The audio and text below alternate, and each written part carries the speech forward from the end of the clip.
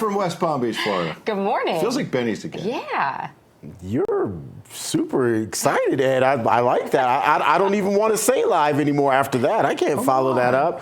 Live from the Colorado studios. Yeah, and I don't have anything witty to say today about Colorado, so there you have it. From the Front Range, and I like when you come up with things on the fly. I can tell you're kind of thinking it out loud. But there's news from the New York Times. Literally just came out a few moments ago. A brand new poll, New York Times Siena poll. Shout out Siena. That's where I went, by the way.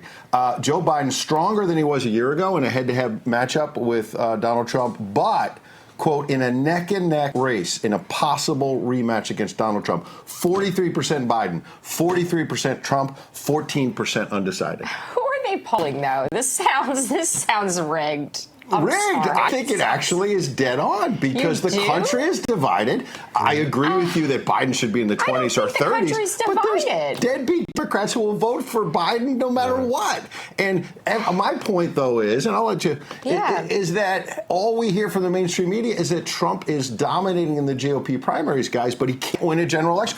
The New York Times says he's tied with Biden. The New York Times. I refuse to think that people are that stupid. There's that many but which people part that is stupid? Actually, the Biden part. But there's just Democrats who will vote for a Democrat no matter what. So Trump has a fighting chance here. But go ahead.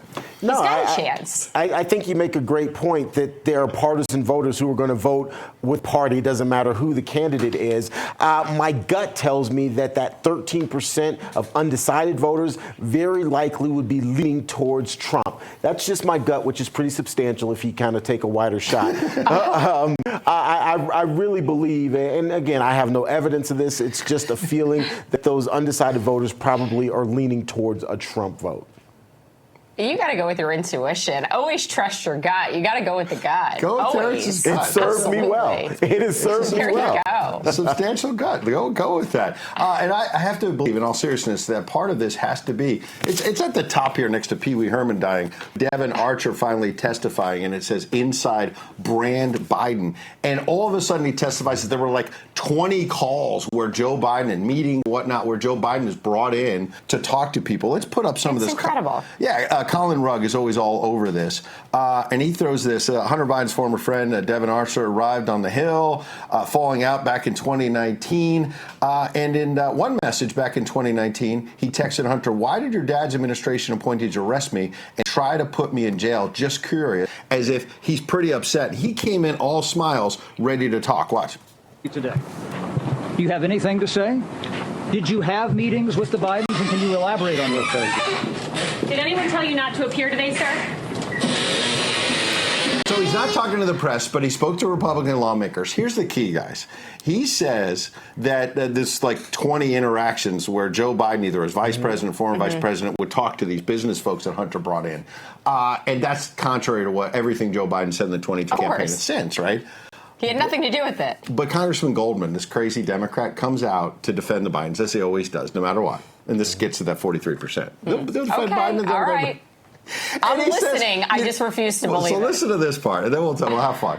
Which is that Goldman comes out of this thing with Archer and says, well, they mostly just talked about the weather. It's like, remember when Hillary Clinton deleted 33,000 emails? They said it was emails about yoga and the daughter, Chelsea's wedding. It wasn't about, like foreign policy. He says that Joe Biden was talking to Hunter's business partners about the weather. Watch. So to confirm, you're saying that the speakerphone conversations, they don't seem concerning to you because there was no specifics about business, and it just seemed like it was clear that it was part of the daily conversations that Hunter Biden had with his father, and it was and sounded like most of the time.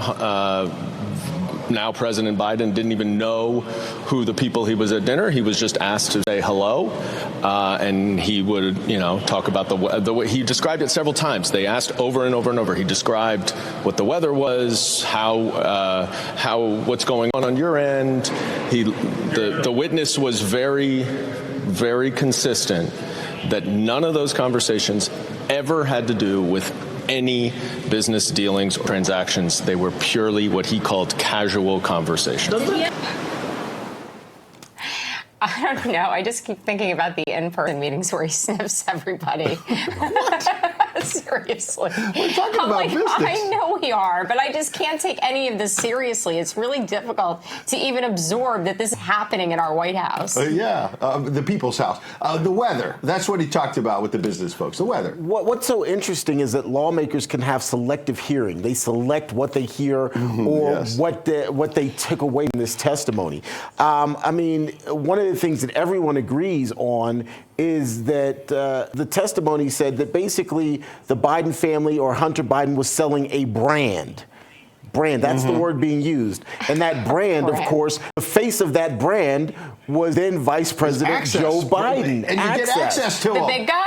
The big guy The at big 10%. guy. And that brings me to the money. Goldman's not talking about the money. Millions of dollars that went into various family members, including Joe's pocket, which we're still digging into, and hats off to James Comer. Here's another bite where they're pressing him, and he looks kind of sweaty and shifty, Goldman. He has no good answers. Watch.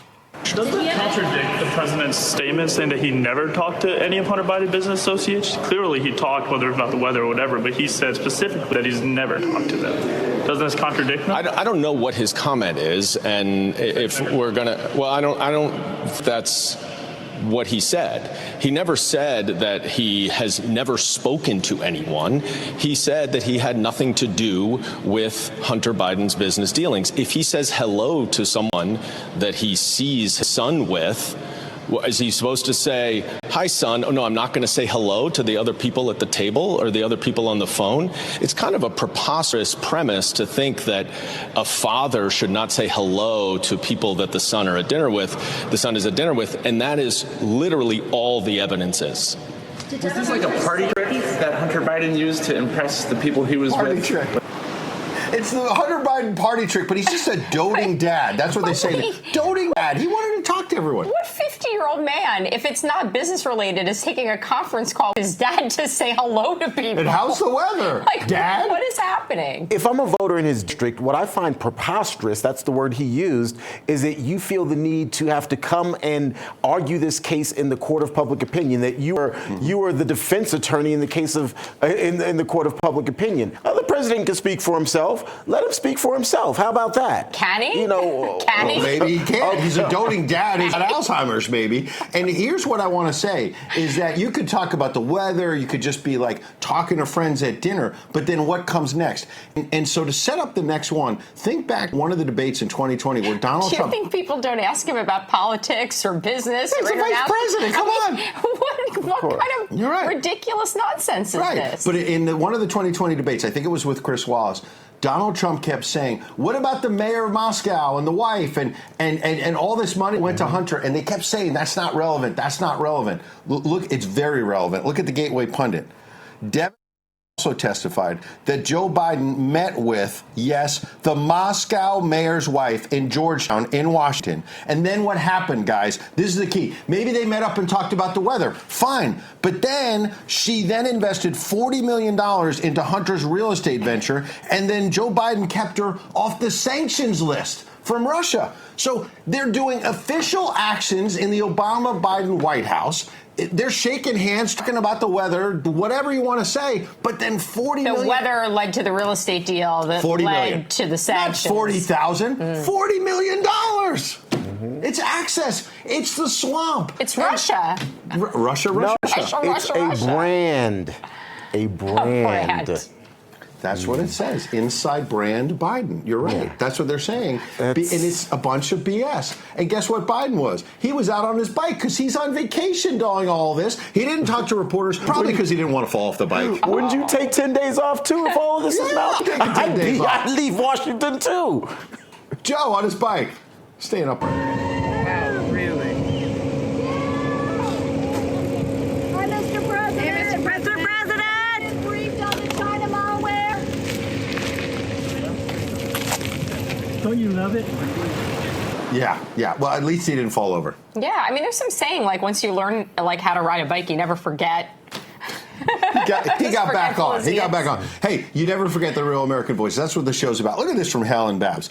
Ed, Karyn, and Terrance. Great to see 3 smiling faces. We look forward to seeing you all. Folks may not always realize how hard putting on a good face each day is. 40 years ago, I used to play and sing at local places after a long work week. I learned that no matter how hard your day was, people still expect a smile and the show to go on. I love You guys that. do that exceptionally well. Thank you. Keep it up. It's pretty nice when people recognize that, Terrance. Absolutely.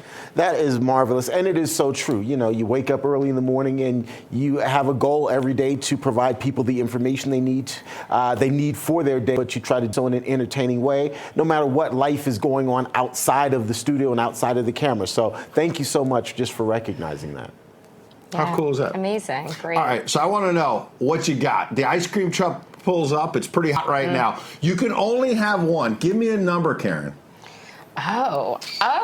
I mean, the King Cone is a classic, right? I like the firecracker growing up. I'm just going to throw it out there. The push pop to me, I would go number with the 2. push pop. I know this might be sort of like boring, but I would probably go with the push pop. See, I was going to say the push pop was always less than satisfying. Isn't it really small when you pushed it up? There really wasn't that much It's in neat. there. It's clean. You don't get it on your hands. Of course, that's what you would pick. You know. I'm going number 1, Chip Witch. How do you beat a couple of chocolate chip cookies with vanilla ice cream? You can't beat that. I'm with the push pop. Like, the push pop was fun. Yeah, it was a little smaller, but you know, it's kind of satisfying. You get it up and you play around, and you know, you can kind of swing it around, and typically doesn't fall. You know, I want some ice cream. I get my ice cream. Okay.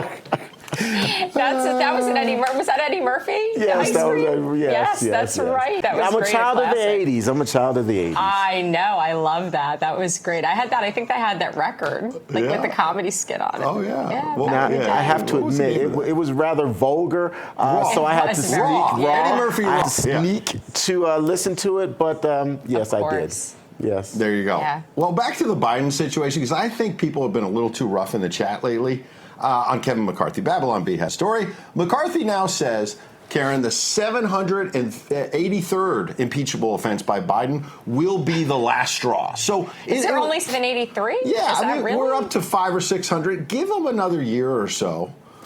The 783rd impeachable offense that'll be the final straw.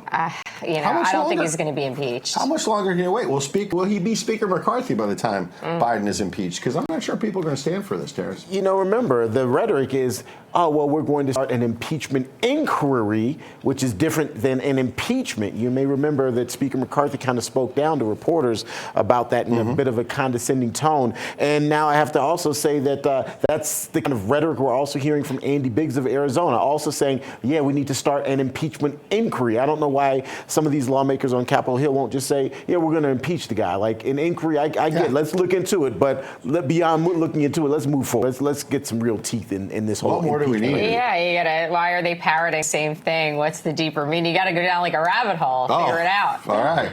Well, this is not a rabbit hole, but we talked about cars a week or so ago. Look at this meme. This resonated with me. Shoved in the back with no AC, video games or iPads, TV or internet, and I still survived. Now, my cousin had that. I think that looks like the Country Squire. That was the one I was talking. You see how the kids are in the backpack? Yes. And we had one where the bottom was out, so when they were driving, you could see the pavement. Wait, what? Yeah, this is a true story. And my cousin driving us around, and you could see the pavement. There was What do you no mean you bottom. could see the pavement? There was no the bottom of the car because the car? kids were always like So there were tapping holes their in feet it, at the huh? bottom.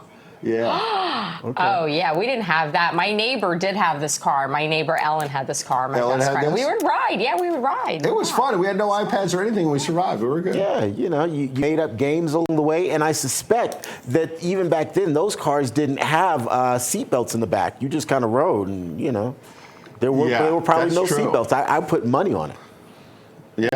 Yeah. It was a different time. You That's survived for sure. somehow. It was a Yeah, different we time, did. yeah. Let's look at this, because I wonder if Karyn has some regrets for calling me the mailman and saying that my No, outfit never. clashed. All right, but look at this.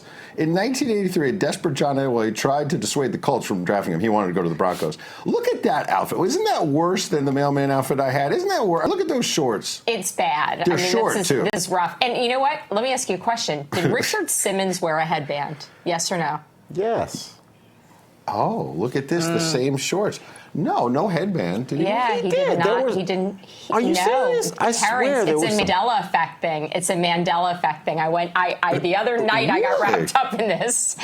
Because I have visions of him wearing this wear a thing. headband. Me too. Like, pink I know. or, It's a one of those- Mandela effect. Huh. With that forehead, he should have covered it up. It's like a pretty big forehead. This is a total misconception, according to the internet. Never had a headband. So no regret. So that's worse than my outfit, though. That was worse, yes. Okay, I thank agree. you. At least you admitted that. I don't know if you saw this. Joe Biden went all the way to Maine, I think on Friday. We didn't get to it yesterday. And to sign an executive order, right? And he forgot to sign the order. He went all the way to Maine. Did he know why he was there? I don't think he did, because watch this. The bad news is I'm coming back to shake your hand, but I forgot I didn't sign the order. All that talk and no action. Yeah, all that talk, no action. Imagine that. Yeah. I'll go to Jesus Calling. How about We that? should do that. It's a lot of action. Yeah. Jesus Calling. Nothing can separate you from my love. Let this divine assurance trickle through your mind and into your heart and soul. Most of mankind's misery stems from feeling unloved. In the midst of adverse circumstances, people tend to feel that love has been withdrawn and they have been forsaken. This feeling of abandonment is often worse than the adversity itself. Be assured that I never abandon any of my children, not even temporarily. I will never leave you or forsake you. My presence watches over you continuously. And this is from Joshua 1:5. No one will be able to stand up against you all the days of your life. As I was with Moses, so I will be with you. I will never leave you or forsake you. That is absolutely beautiful. By the way, the live chat's still reacting to all kinds of. Denise 56. I used to try to exercise with Richard Simmons. Remember he had like VHS tapes? Yes. The Richard Simmons workout? Yes. Wow, the guy probably made millions off that.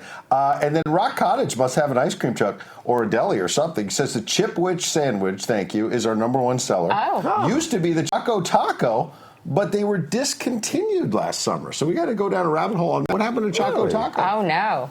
Those were good, too. I remember Choco Taco. I'm still a push-up guy. What do you I mean? You remember didn't even Choco mention Choco Taco. I'm saying I liked it. I'm a push-up guy, but I like the Choco Tacos. Don't fact check me, bro. Yeah, I don't know. I'm not like, I like chocolate, but I don't like the Choco Taco. Yeah, I It's agree. too much chocolate. It's been discontinued. Don't worry. Yeah. You're good. Terrance, I know you got a couple headlines. Right, let's get to it, guys. The political smoke screening and the interpreting is already underway following Devon Archer's anticipated closed-door deposition before the House Oversight Committee on Monday. The former Hunter Biden business associate was on Capitol Hill talking with congressional investigators.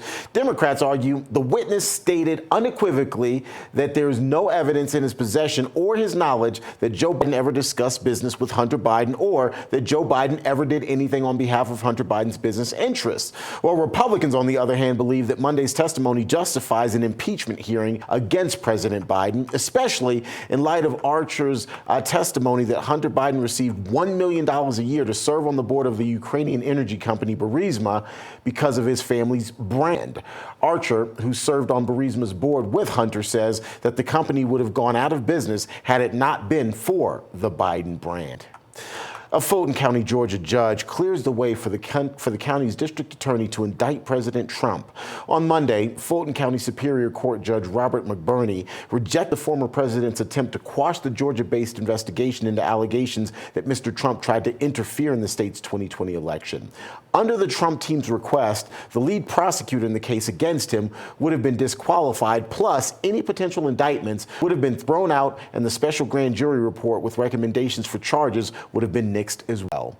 This latest blow to the 45th president's team comes as Fulton County District Attorney Fani Willis is expected to ask a grand jury to approve charges in her nearly 2-year-long investigation sometime within the next 3 weeks. We'll, of course, have more headlines coming your way here in just a little bit, but now let's get back to Ed and Karyn. You know, Terrance, I do not want to fact check you, but I might have to fact check Karyn. So RD518 is saying in the live chat on Getter, Richard Simmons did wear a headband when working out. This was a whole internet thing. All right, so we're going to check it out and see if we get some images on that. I A lot of have to people admit. I did too, but there's this whole thing on the internet. So, you know, you have to believe everything you read on the internet. You have to, right. And meanwhile, all kinds of people talking about back. We call it the back of that Country Squire station wagon. No seatbelts. People loved it. But look at this, Patriot 671. The best seatbelt when I was a kid was my dad's right arm. Oh, wow. How sweet is that, right? Yeah. That's pretty good. Look at that live chat. It's popping already. We got a big show. Coming up, our friend Tony Schaefer after a quick break. Why in the world does China have a biolab right here in America? And is Biden bumbling us into World War III? Tony's got the scoop right after this.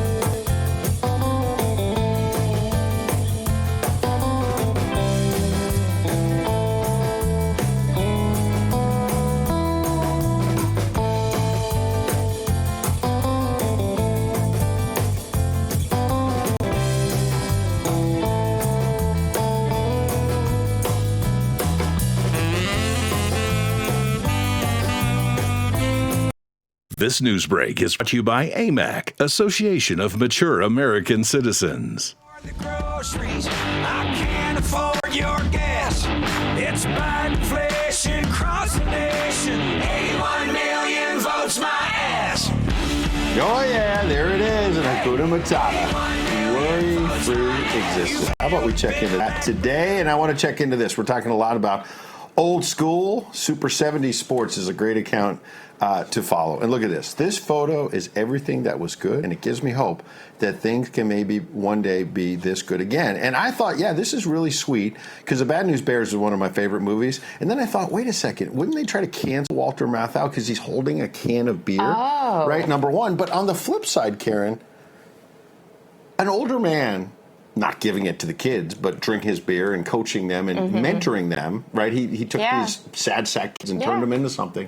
Isn't that kind of sweet when you think about what some adults are doing to kids now and encouraging them at the sex changes under 18 and all the rest? Don't tell your parents and all the rest.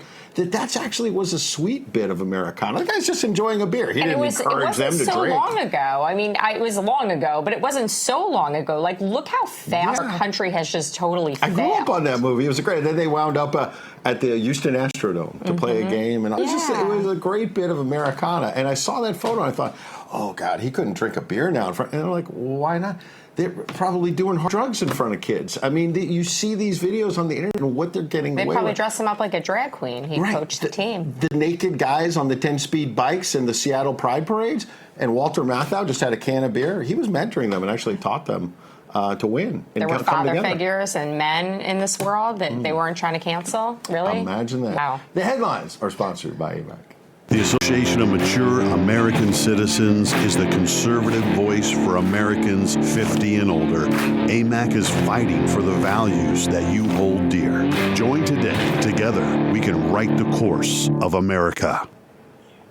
Remember that? Let them play. Let them play. You ever see the Bad News Bears? I have seen the Bad News Bears. I don't really remember it as vividly as you might, but I remember the show. And in fact, I'm glad you brought up Walter Matthau, because I was thinking to myself, what's that guy's name? And it was Will Matthau. He was a great actor. Yeah, he was very, very People good still debating in our live chat about Richard Simmons. Many of our viewers are like, he wore a headband. I know. I'm telling you. It's a source of much controversy. I knew get the chat talking. I spent a couple hours on it. We'll get Tony Hafer's thoughts on that in a minute, as well as some national security challenges and some bigger stories as well. But I know you've got some headlines. Yeah, so calls for an impeachment inquiry into President Biden are growing this morning following Monday's closed-door congressional testimony from Hunter Biden's business associate, Devin Archer. Republican lawmakers who were in the room claimed that the 58-year-old offered up sobering insight into the commander-in-chief's awareness about some of his son's business dealings. Taking to Truth Social, President Trump writing in part, "Wow. Crooked Joe Biden was on dozens of calls with Hunter's business associates. He lied, said he didn't know anything about his son's business, demanded the Ukrainian prosecutor be fired immediately. This is amazingly corrupt behavior," the former president writes. Meantime, House Oversight Committee Chairman James Comer was in the room for Devin Archer's testimony. Here's the long and short of it for him. The evidence continues to mount, and today we saw Joe Biden has lied to the American people. He knew exactly who his son was getting those millions and millions of dollars of wires from, and he spoke to them, and he spoke to them often. Devin Archer testified that they were influence peddling. We've wondered what the business was. I suspected it was influence peddling, but we heard today from someone on the inside, it was influence peddling. They sold Joe Biden. That's what the business was. While Republicans, including House Speaker Kevin McCarthy, are talking about initiating an impeachment inquiry into President Biden, Donald Trump is calling for Republicans on Capitol Hill to be even more proactive and withhold military aid to Ukraine until the Justice Department, the FBI, and the IRS, quote, hand over every scrap of evidence they have on the Biden crime family's corrupt business dealings. The Mar-a-Lago property manager indicted alongside President Trump last week for allegedly scheming with the former president to hide security footage from the feds will have a return to court after not being able to enter a plea during his first hearing on Monday. Carlos de Oliveira, will now be arraigned next week because he doesn't have a Florida lawyer to represent him. He's charged with conspiracy to obstruct justice and lying to investigators, among other things. In the meantime, the Washington Post is reporting that President Trump's Save America Political Action Committee claims to have spent $40 million in legal fees just in the first half of this year. That money was to defend the 45th president, who is facing dozens of federal charges in Florida, as well as state charges in New York. He could also soon face an indictment out of Georgia as well. That's a quick check of your headlines brought to you by AMAC. I'll have more headlines coming up here in just a little bit. Now, let's get back to Ed and Karyn. You know, Karyn showed me this video of Richard Simmons. The shorts are amazing. The tank top, still no headband there, but a lot of people are saying that. Firefly, by the way, it was a battle pit with my sisters in my mom's station wagon. There was always fighting in the backpack of those things, right? And it's so funny. And then Kevin K says, great job. Love watching the greatest news show from Killeen, Texas. No more Fox. How about that? Some great viewers out there. And another viewer. What fort is in Killeen, Ed? I know you know this. What fort is in Killeen? Or just outside? Is that Fort Hood? Boy, okay, you're my caller friend. You are my caller friend if I ever get on the show. Yes, sir. No, it's down the road from Fort Hood, right? Isn't Fort Hood where Elvis went? Very well, maybe. That I don't know for sure. Maybe. Because in Waco, there's a restaurant right near the Dr. Pepper factory where Elvis used to go when he was in the Army, and that's where they created, allegedly, the peanut butter and fried banana. I knew you were going to go with the peanut butter and banana. Okay. Mm-hmm, yep. Which I love, by the way. Peanut butter and banana is great. No? Yeah, it's all right. You're not there. All right. We'll keep talking about Rich Simmons. Let's bring in our friend Tony Schaefer. He's our national security advisor. This is probably beneath him to talk about such things. No, it's not. It's not? No, what do you think about it? He's a man of much knowledge. So you're an intelligence you're in the intelligence world. Did Richard Simmons wear a headband or not? And tell us about the tube socks, the whole deal. I have seen him with the headband, and I think tube socks. He's an intelligence official. Are you Yeah, of sure? course. Look, it's out there. Of course, I'm sure. I've seen him out. I mean, it's out there somewhere. It's like the truth is out there, right? So it's out there. Well, It's out. the internet has been divided over this, and the reality is that we all may be wrong, and that Richard Simmons may not have worn a headband, and we I'm have a sure. false I'm memory. sure. I've seen. We'll see. We'll see. We'll talk about Okay. this next week, and I'm sure we'll have found at least one video of him with the headband. Yeah, by next hour, we're going to get to the bottom of it. Let's get serious about China. We're going to put it up from the Gateway Pundit. We talked about this yesterday, and we want to get your insight. Obviously, China-linked biolab discovered out in Fresno County, California, had over 900 mice genetically engineered to catch and carry the COVID-19 virus and other viruses. I saw HIV and other things that were going on. The pictures are unbelievable about what's going on in this lab right beneath our nose. How serious is this? Well, this is very serious, Ed. I mean, one of the notable features of this is a dubious Chinese corporation. Let me remind the audience that there is no such thing as a private corporation in China. The Chinese government oversees and either runs companies or has full access to companies. There's no such thing as free trade or capitalism. Remember, they're communists. So things like this are an extension of the state, of the communist state. And we've seen this over. That's why they have police stations here, too. It's the same thing. And we have to be aware that if we allow corporations in, this is why I'm all for them preventing the purchasing by China of large swaths of land. Who knows what they're going to do with it? And it's very clear to me, Ed, that this article, this event, is telling me that they're trying their best to establish things that can really do damage to us. I mean, one of the things about COVID, you release a biological agent on Chinese soil, it gets the Chinese too. You do something like that here, the theory is, I don't believe it's true, but their belief is going to be, you release a biologic agent which is tailored to the United States to certain traits, and it'll take us out even more. And they're trying to weaken us through our school system right now, through the potential weapons of mass destruction, fentanyl. It's all related. They have decided they want to weaken us and take us down, and they're going to do it through the full spectrum of things, and this is just another example of that. Well, we've talked about possibly being involved in the train derailments as well. About the Is there a sinister motive? Like, the reason they found this lab is because there was a garden hose up the wall. That's right. So you think about that. It's not like they were investigating that these labs existed. It was just a fluke that they found it. Which Karyn raises a great point. We raised this, Right. But we want to ask you, right? Because Karyn, so other than this garden hose, it would have been found out. Where was the CIA? Right. Where was the intelligence? No, look, let me tell you. We got an early copy of the Hunter Biden hard drive, and a certain three-letter agency wanted the copy. So we actually had some meetings behind the scenes. So I can tell you there are people inside the government who want to do this. But I don't want to get people in trouble. The people who were in charge of this, of the people who wanted the hard drive, said, no, we don't want to look at that, because they believed, and I do believe, that there was evidence of how the Chinese use all sorts of techniques to undermine senior officials. Hunter Biden was a senior guy, so we believe there's clues on how the Chinese intelligence service works. No, this three-letter agency that I may have worked with at some point didn't want to look at it. So I'm just telling you from experience, Ed, that we have a compromised intelligence community. So that's why you don't see stuff. If you don't, you're not going to see stuff if you don't look. Just, that's the bottom line. Just don't look. That is an unbelievable story. We don't want to see it, because what the Chinese were doing, and this has been written about by Peter Schweitzer and others, and you know better than anyone, that you're not going to directly bribe Joe Biden, at least at first, maybe eventually. You go to the family members. You give them money. You give them jobs. You put them on boards. It's all and techniques. They get closer and they get compromised. I want to put this up real quick, though. How chilling is this? This story, Gateway Pundit. Biden failing in the U.S. elections may lead to nuclear war in a wag the dog scenario, Russian senator warns. I mean, I don't know what's chilling. China right here under our nose with the biolabs, or Russian senators saying, wait a second, we think Biden's going to bungle, the U.S. into a nuclear war because he's so weak on the world stage. Quick thought from you. I got 30 seconds. Miscalculation and weakness are the biggest indicators of potential war. Either we'll miscalculate or, in the case of Biden, show weakness. And the Russians think they can get away with something. They can't. But they right now do believe that they can use a nuclear weapon without consequence. And that's where it becomes very dangerous. And Biden wants to be a wartime president because he thinks it'll help him be elected. So, I think that it's a very dangerous calculation I think Biden might stumble into, unfortunately.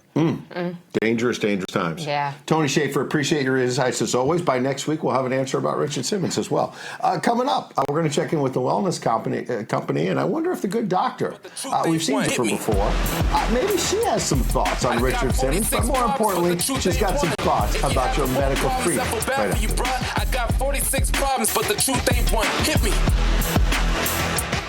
I got 46 problems, but the truth ain't one. If having woke problems, I feel bad for you, bruh. I got 46 problems, but the truth ain't one. Hit me.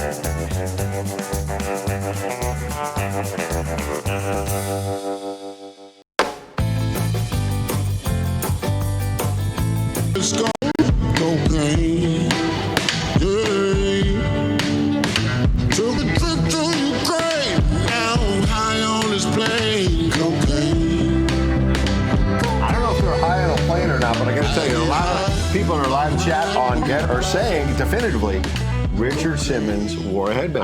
I believe that they believe that because I believe that too. But is that really the way it is, or is it a Mandela effect? We shall see. Let's quickly do a couple talkers, though, about Robert F. Kennedy Jr. I think you might want to get your volume my down. volume's on. Yeah. So Robert Kennedy, first we're going to, that's the second one.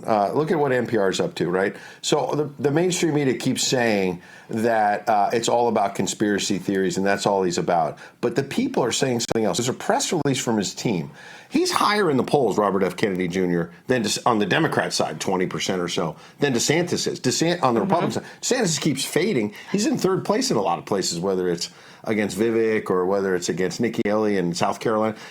He's fading DeSantis, and RFK Jr. has been gaining steam because his message resonates. And we've talked to his people here on the show, and it's interesting because look at this press release. So American Values 2024 is a super PAC supporting RFK Jr.'s candidacy. He's now raised $16.8 million. They say they have hundreds of fundraisers being organized nationwide. The super PAC now hopes to raise, get this, Karyn, $80 million to $100 million by the end of the year. Wow. And that $16.8 million they have, 6.5 was raised in July when he was like on Hannity and he was getting out there.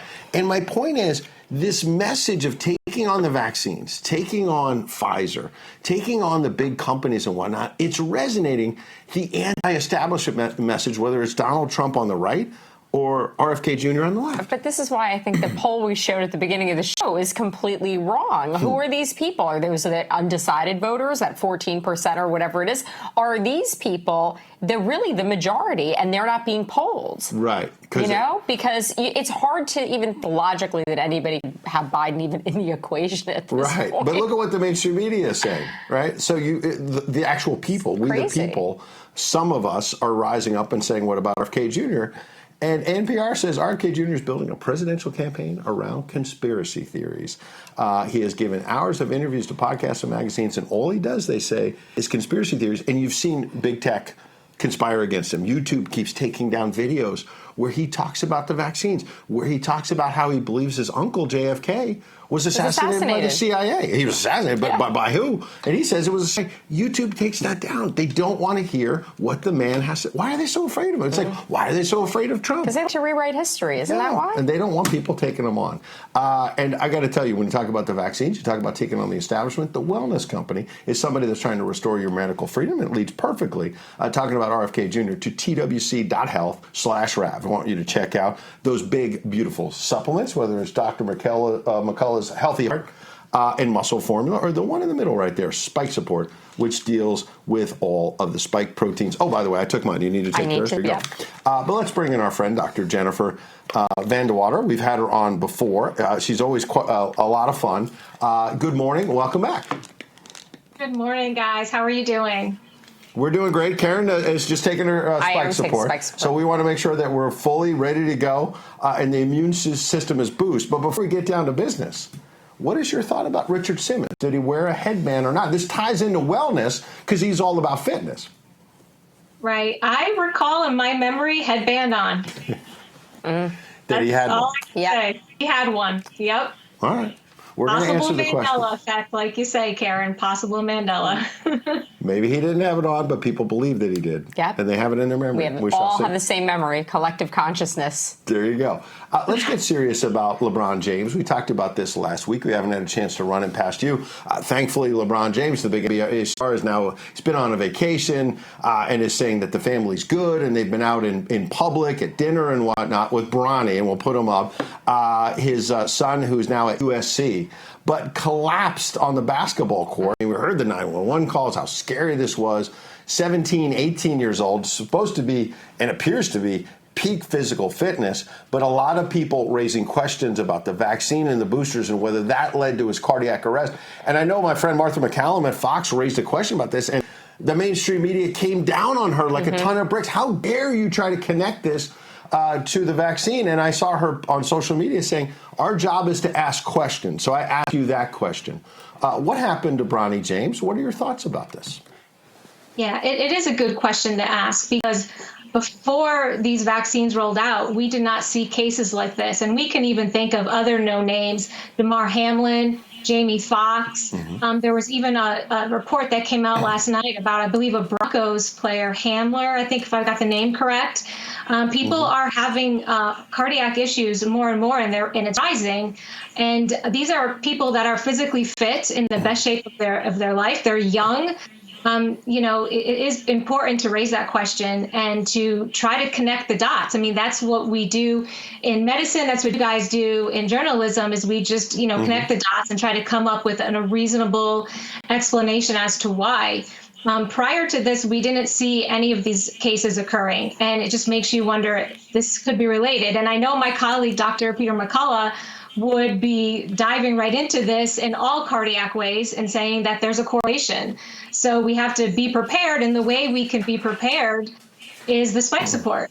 Really what's happening is it's the spike. The spike proteins are causing inflammation, causing these issues to happen. And it's really important to keep your immune system boosted and to keep those spike levels down.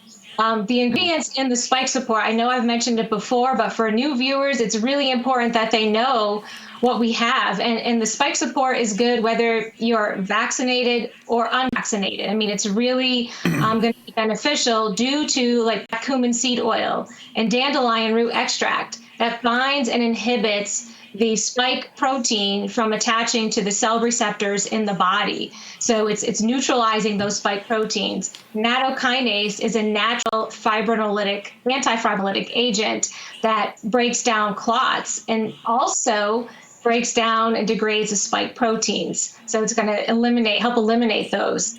Green tea extract is a potent antioxidant, helps clean up a lot of the junk in your body. Selenium is a good natural anti-inflammatory. And then the Irish sea moss helps to rebuild and repair damaged tissue caused by the spike. So the synergistic effects of all these are just phenomenal. Yeah, it's amazing. You know, you think about these spike proteins, you talk about eliminating them. Is there ever a time that you can get them completely out of your body and eradicate it entirely, or is it something that we're all going to live with forever now?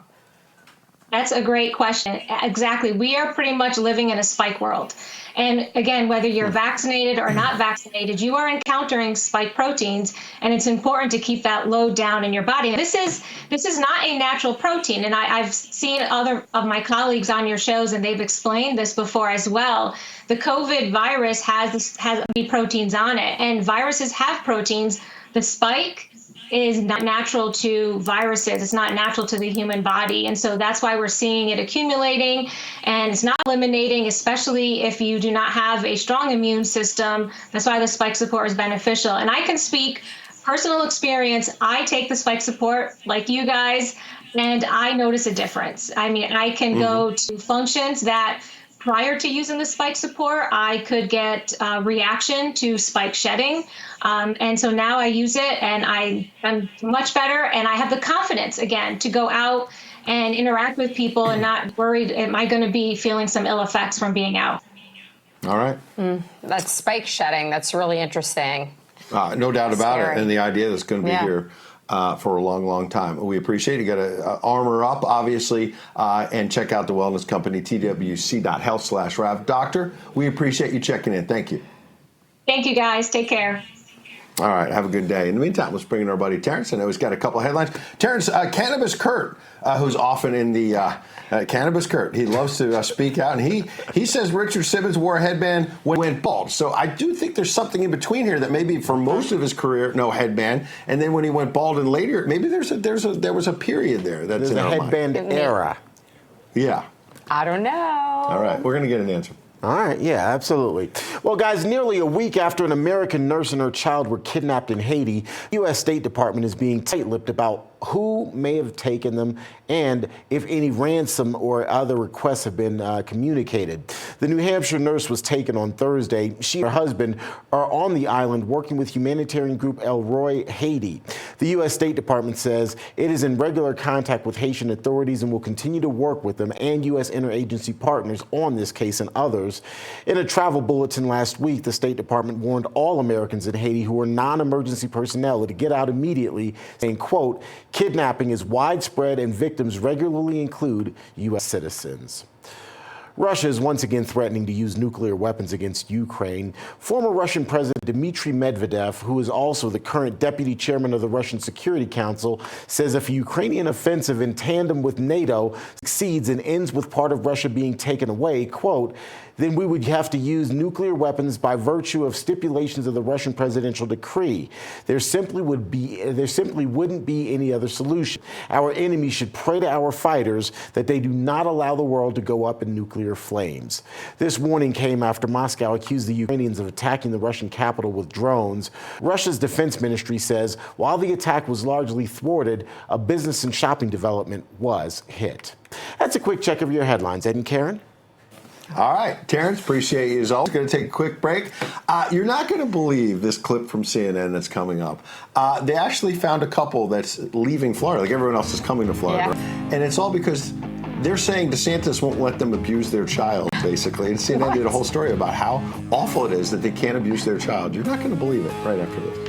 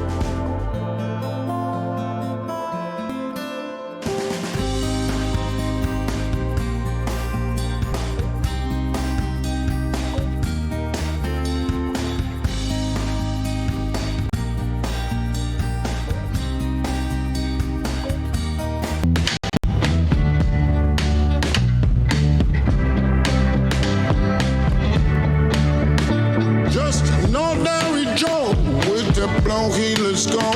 Cocaine. Yeah, there you go. You don't want any of that cocaine they found in the White House. I'll put down Hunter's crack pipe. It's time to stay awake, not woke.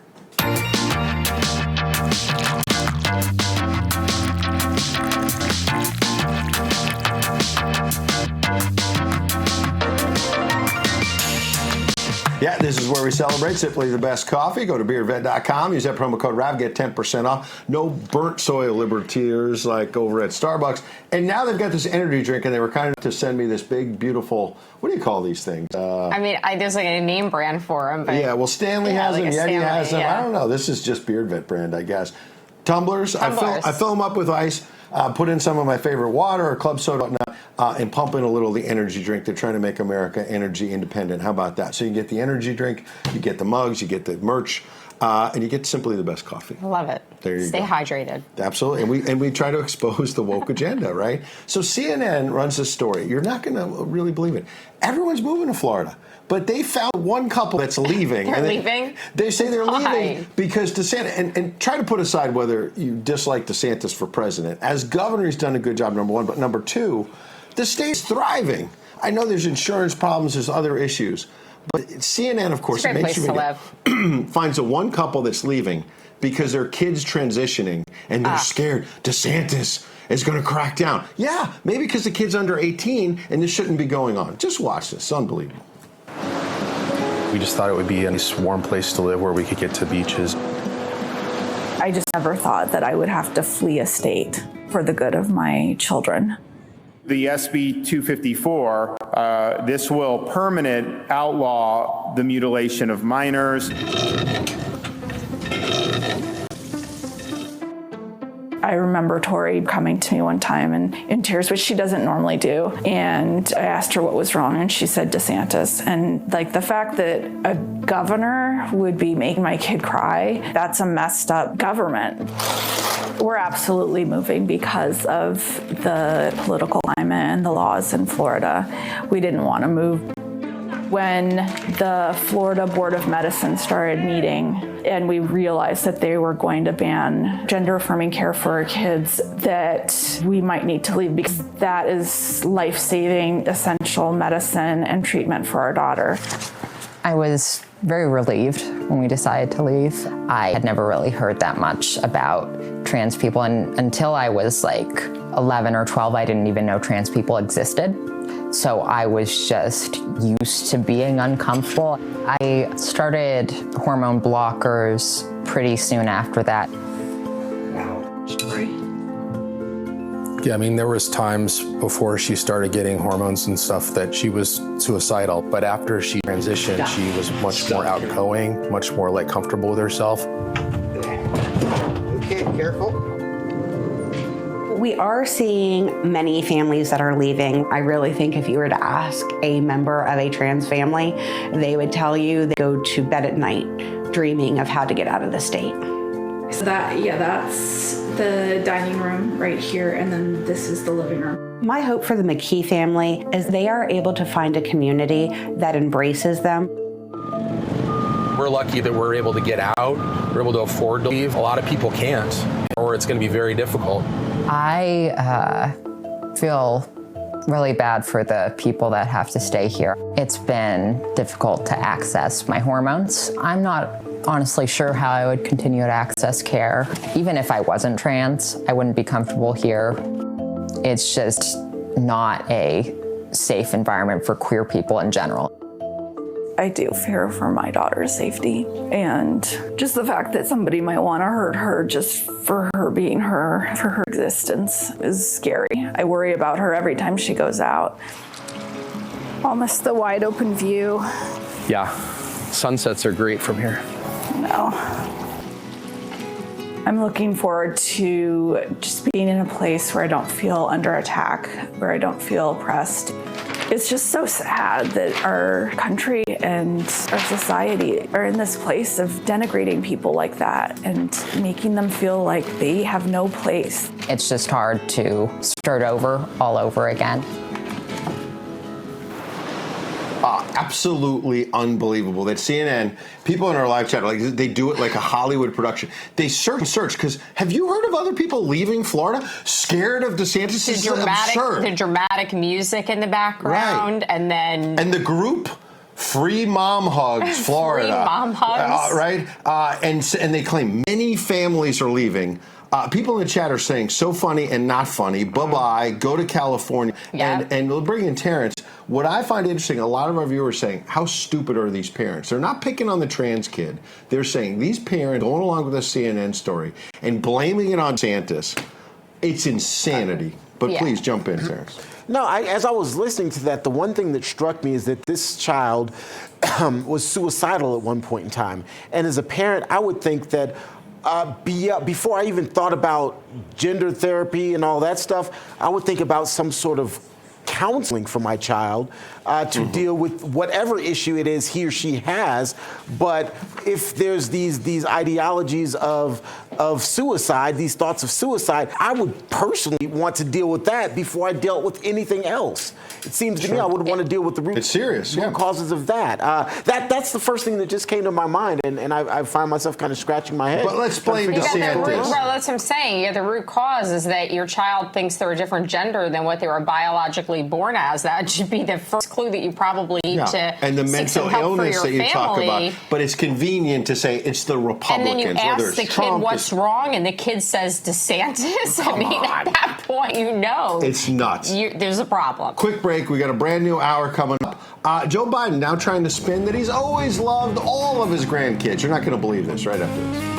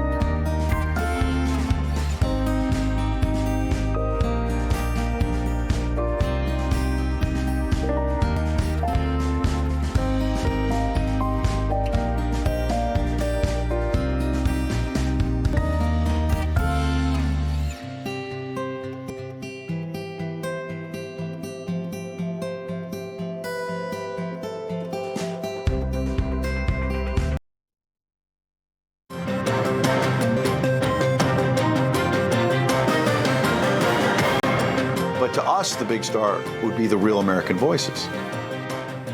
Oh, Jesus! All right, yes. Lost his line there. That's okay. A very big thank you to Ed Henry and Karyn Turk and Terrance Bates on America's Sunrise. Watch America's Sunrise.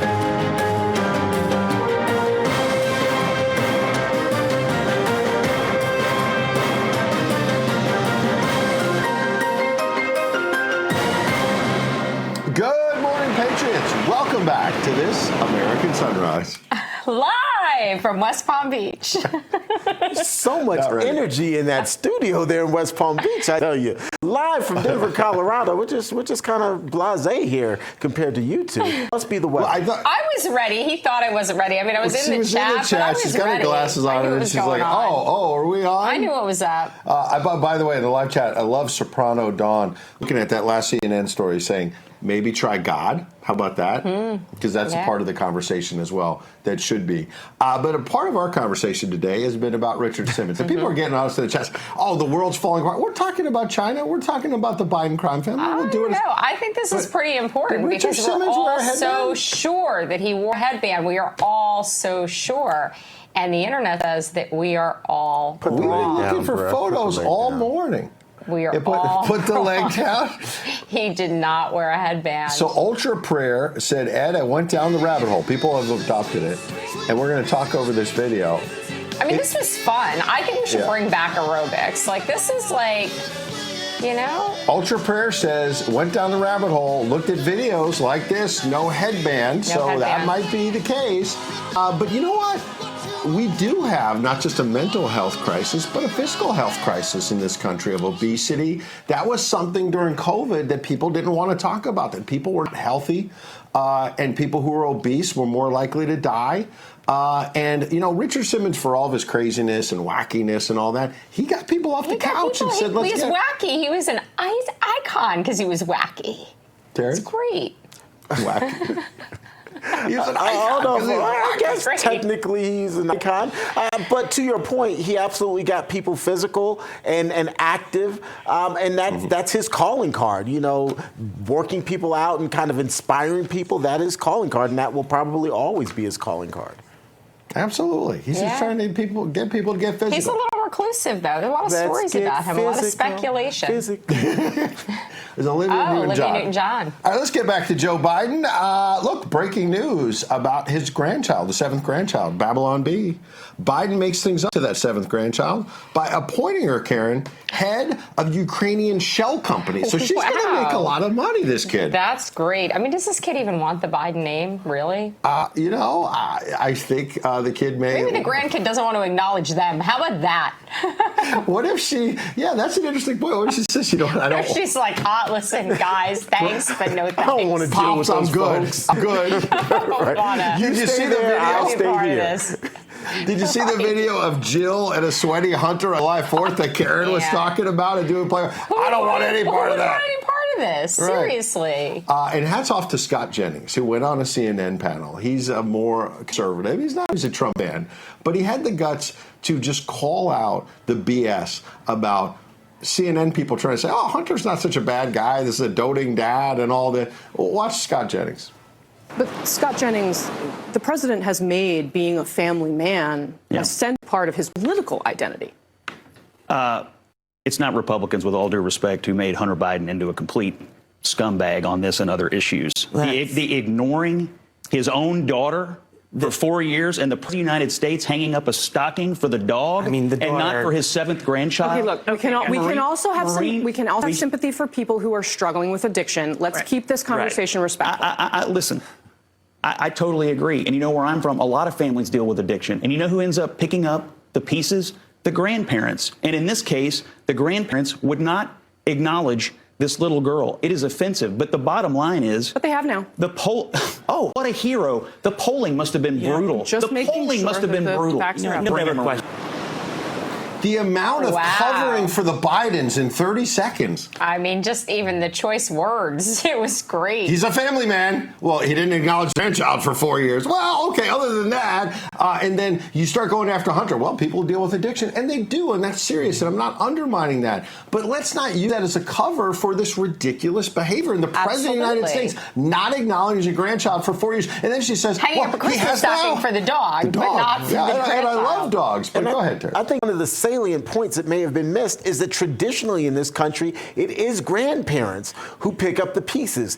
Kids fail, they go through whatever they're going through, and it's the grandparents who are left to pick up the bag, to kind of pick up the pieces and keep things going. That is, it is traditional. It's unfortunate, but that is what happens. And the commander-in-chief, the grandparent of them all, didn't do that. What kind of precedent does that set? What kind of example does that set? Yeah, well, I got a story. When we were in East Palestine the second time, I think, we were at that diner, and after our show, a gentleman came up to me and said, loves the show and whatnot.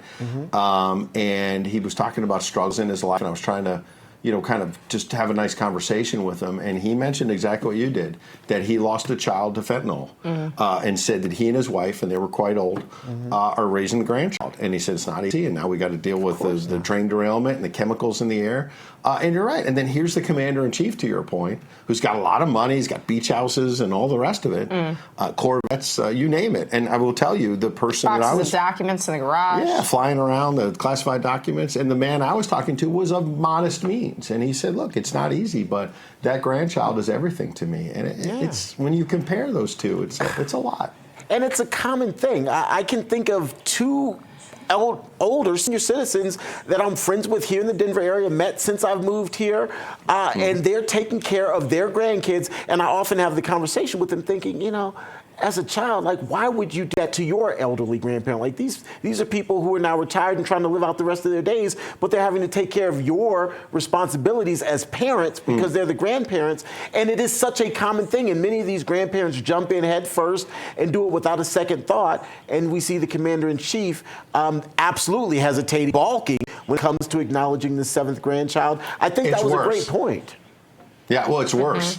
Yeah. Because now he's doing interviews, and everything you said is exactly right.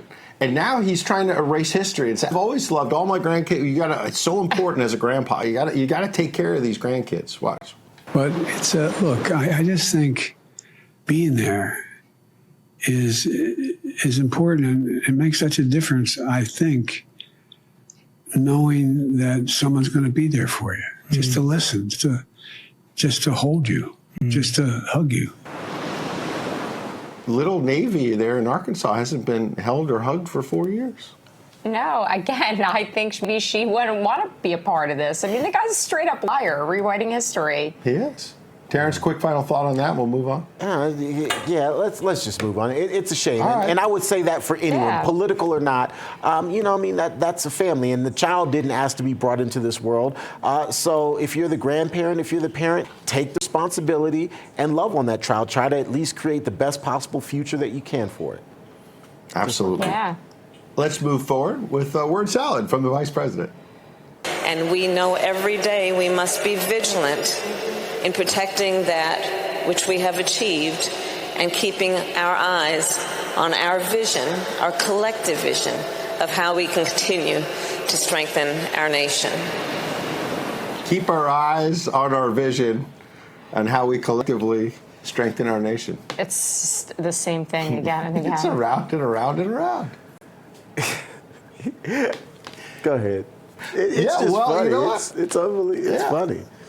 Well, let's go back because we're going to push forward with something we started last time. We started with breaking news from the New York Times. Today, they've got a poll out basically saying it's 43-43 Biden and Trump. And we could argue it. And you were saying, look, I don't even think Biden's at 43. And you may be right.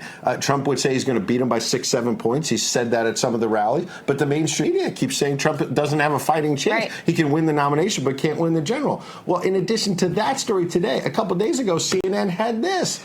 The chance of Trump winning another term is very real, guys. And this is CNN. It is. So let me just give you a couple details and let you guys jump in. Poll out last weekday site from Marquette University Law School, Wisconsin, had Biden and Trump tied percentage-wise with basically tied. One of a number of surveys showing Trump either tied or ahead of Biden. ABC News Washington Post has published 3 surveys, and Trump has come out ahead every single time. To put that in perspective, Karyn, Trump never led in a single national poll that met CNN standards for publication for the entirety of the 2020 campaign. Now he is winning. It met the standards. I like that. Met CNN standards. So, but if he was winning, would that meet the standards? Right. Got to ask yourself Now, look, that. real quick, surveys in the late summer of 2015, they say, told the same story. Clinton, old Hillary, crooked Hillary, up by double digits in late July 2015, up to high single digits by the end of August 2015. We know how that turned out. So here's my question. When even CNN is saying the polls to them are suggesting he can win this, the mainstream media is asleep, number one. And number two, this is why they keep indicting the man. They're asleep just like Sleepy Joe. They're a fearless leader.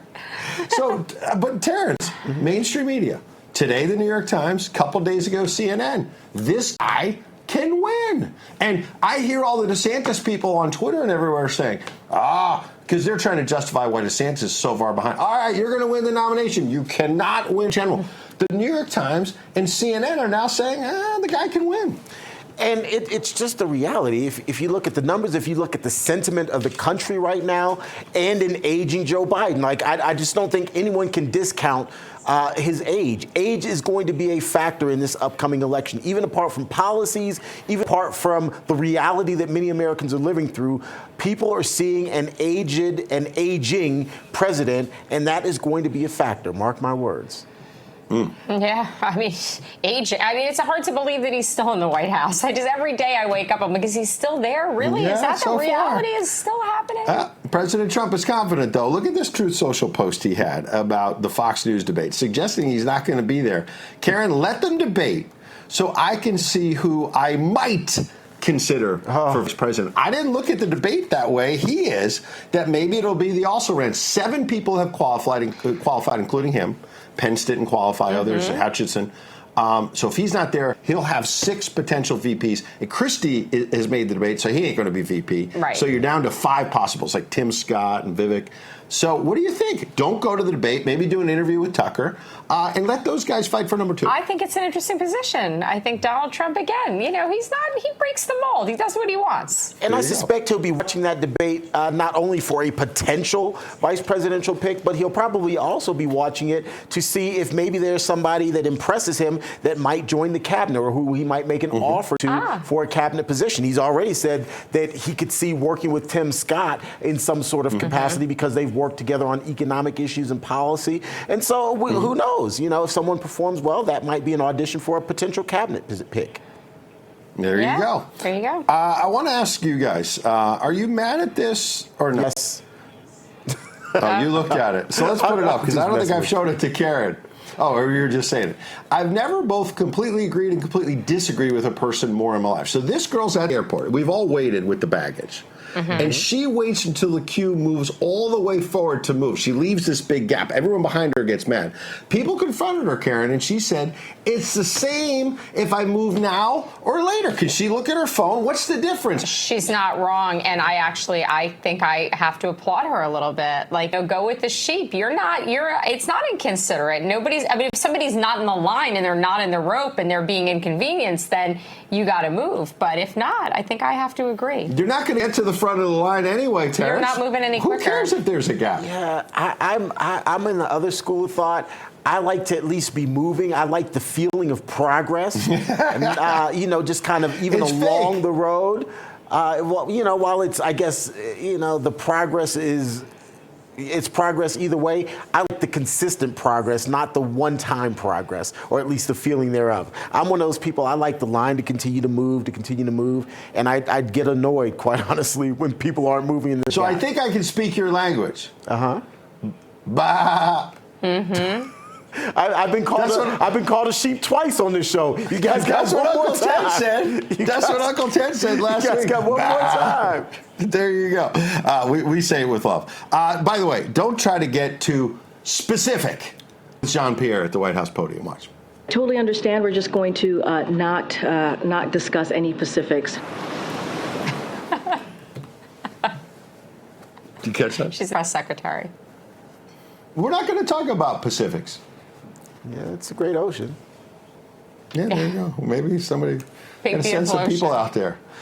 Did you remember this? We were talking about all the money coming into the Bidens, and I mentioned last hour about throwback to the debates when Biden was, I don't know, they're talking about the mayor, Russia's wife, and now it comes out yesterday, Devin Archer saying that he met as vice president Joe Biden with the mayor's wife, and then $40 million. The real Russia. Yeah, Russia. How about China? Watch.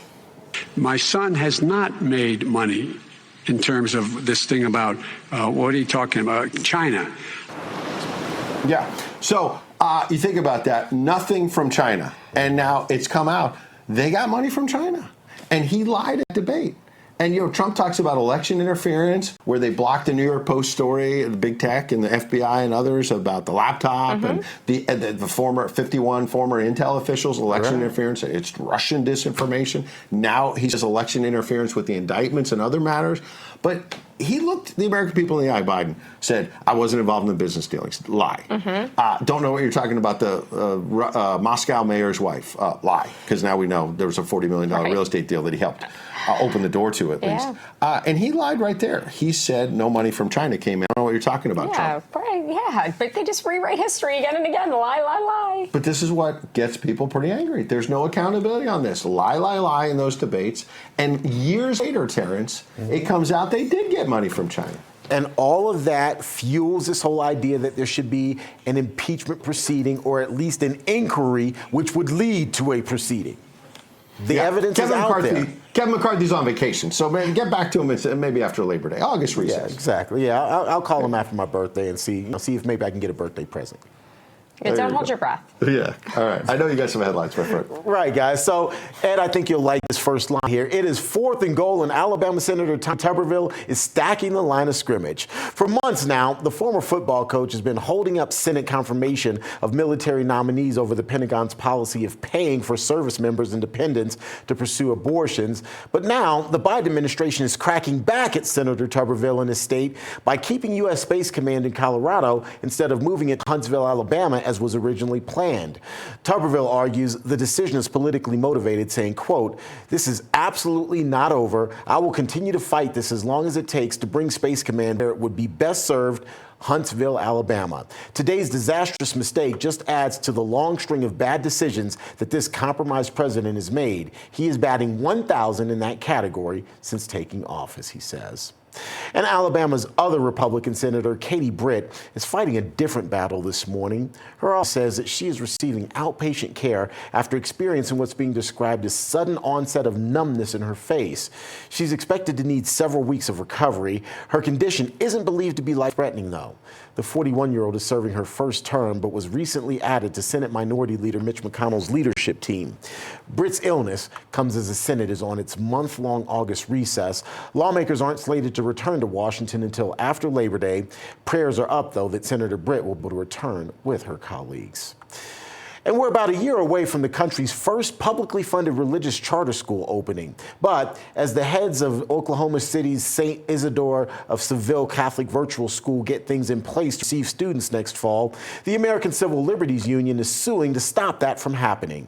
In its lawsuit, the ACLU argues that allowing St. Isidore to operate as planned would transform Oklahoma's public schools into tools of discrimination and religious indoctrination. The director of the Catholic Conference of Oklahoma calls the accusation unfounded, saying that Catholic schools accept anyone. The newly approved St. Isidore Charter School would cost Oklahoma taxpayers up to $25.7 million over its first 5 years of operation. The online school would eventually serve up to 1,500 students.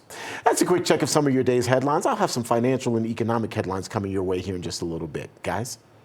Love it. A lot of people in the live chat on Getter and Rumble reacting to the lady who won't move up at the airport. It's funny, Ralph and Chuck say, I'm mad at it. Yeah. She should move forward. Other people are back in the hallway. Shamama says I'd go nuts. And Gold Digger says, move or get out of my way. Yeah, people don't like that. They want to have Power the to the progress. sheep. Colin, too. Power to the sheep. Power to the bash. You just want to go along with everybody. Colin is here. He's a young guy, and he says he'd go nuts. He's from New York. He said he can't stand that kind of stuff. He wants people to move forward. Yeah. Make some progress. Yeah, right. I don't know. I like that she did what she wanted. So Karen's digging in on that. Maybe Stephen Moore has a thought on that. We're talking about progress on the airport line. Any progress with Bidenomics? They keep saying they're trying to sell it to us, and I don't think Stephen Moore is buying, but we'll check in with them after a quick break as we drain this. With the blow, let's go. No pain. Took a trip to Ukraine. Now I'm high on this plane. Cocaine.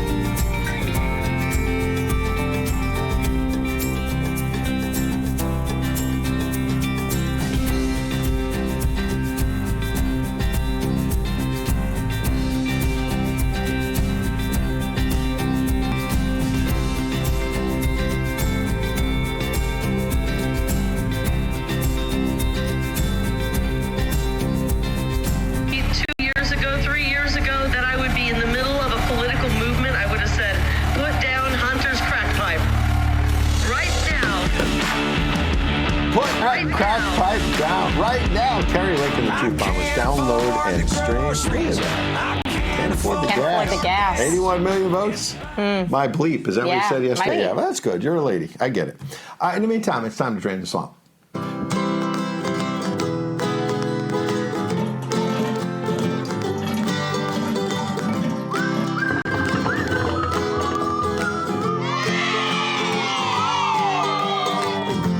All right, this is sponsored by Sia Mud, siamud.com. That promo code is RAV1776. You got 15% off those big, beautiful T-shirts.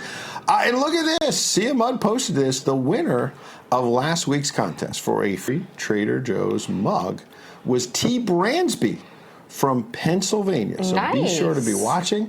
They're supporting Beard Vet Coffee as well there in that big, beautiful mug. That mug, he sent me one, is awesome. I love using it in the morning. I've got so many options. I've got the Ked mug. I've got the Beard Vet mug. Beard Vet's got beautiful mugs at beardvet.com as well. And the Trader Joe's one is terrific. Love it. Time to drain the swamp. So why don't we bring in our friend, Stephen Moore. You see him this time every Tuesday morning. Stephen, good morning. Welcome back. Good morning, Ed. Hi, Karen. Good to be with you. Yeah, good to be with you. I wanted to talk Bidenomics and play a clip, but first I'm looking at our live chat.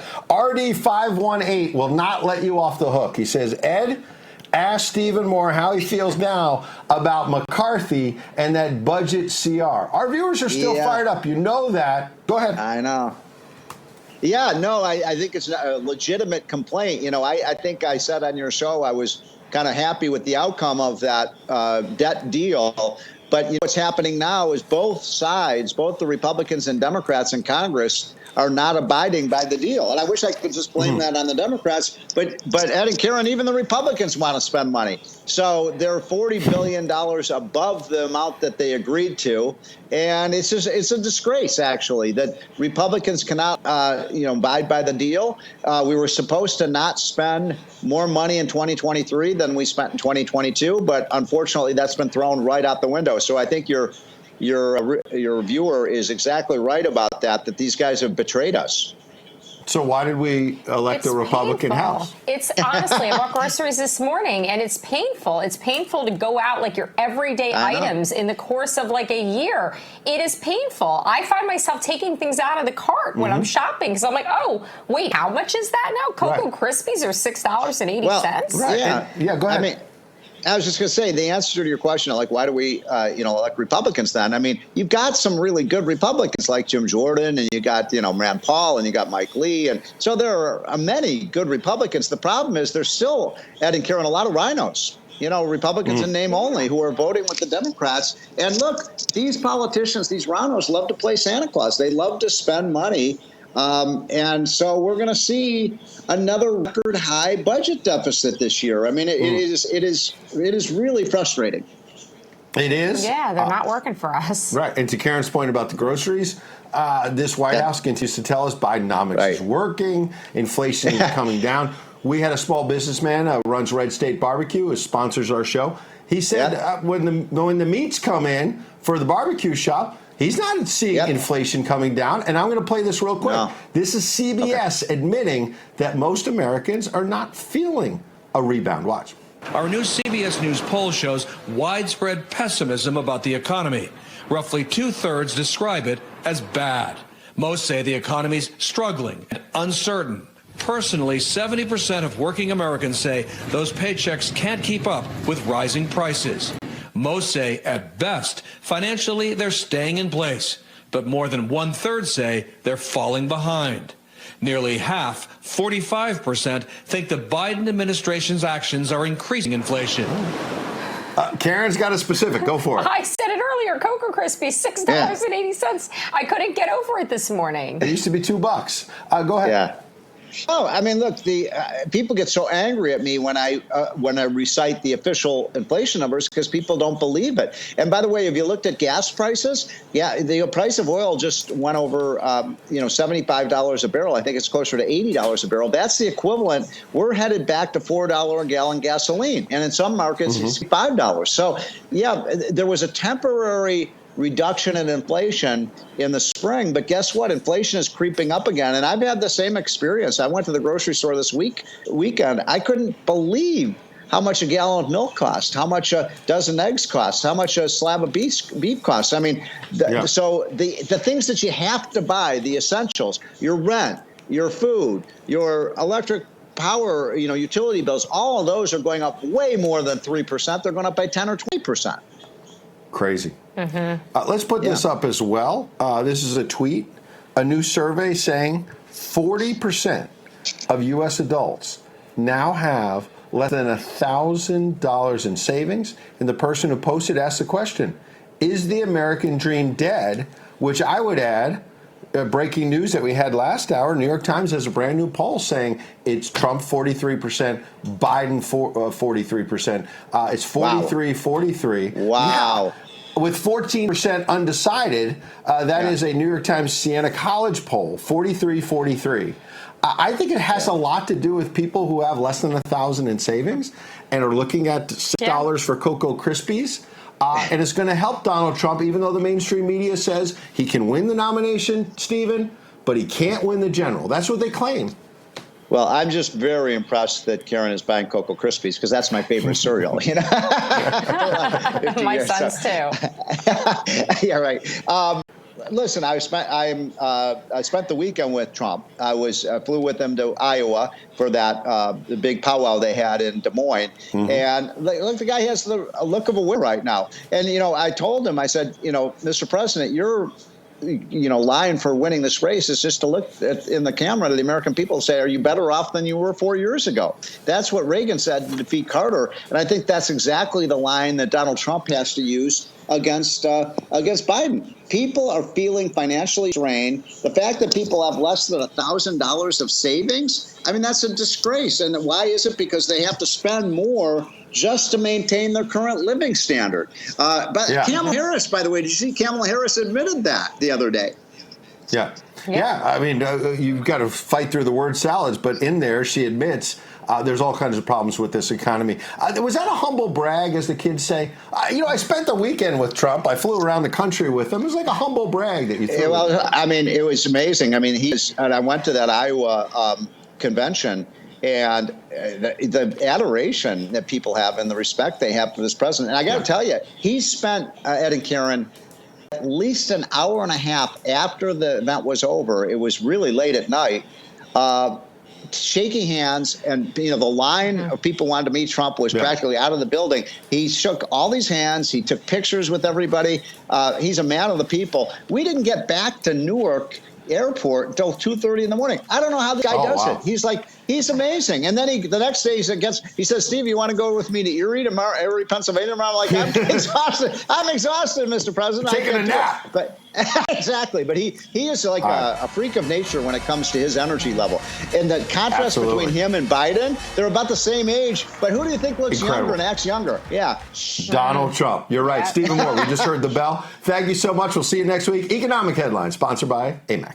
The Association of Mature American Citizens is the conservative voice for Americans 50 and older. AMAC is fighting for the values that you hold dear. Join today. Together, we can write the course of America.